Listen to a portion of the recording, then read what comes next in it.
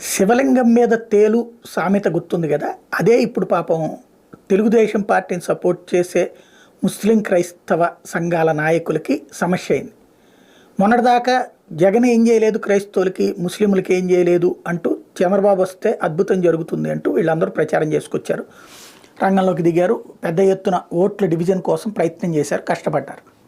Brother అని ఇలాంటి వాళ్ళు కూడా పరోక్షంగా సహకరిస్తూ వచ్చారు. సీన్ కట్ చేస్తే ఇప్పుడు బాబు బీజేపీతో పొత్తు పెట్టుకున్నారు. ఇక్కడ మైనారిటీ ఓట్లు అన్నటువంటి దాని దగ్గర ఇప్పుడు ఈ నాయకులు వెళ్ళి ఏమని చెప్తారు, దానికి కొత్తగా స్టేట్మెంట్లు చూస్తే విచిత్రంగా ఉంటుందన్నమాట. గత ఎన్నికల సందర్భంగా క్రైస్తవులకు ప్రతిపక్ష నేతగా జగన్ ఇచ్చిన హామీల్లో అమలు చేసిన 2% జీసస్ బిలీవర్స్ అసోసియేషన్ కౌన్సిల్ అట.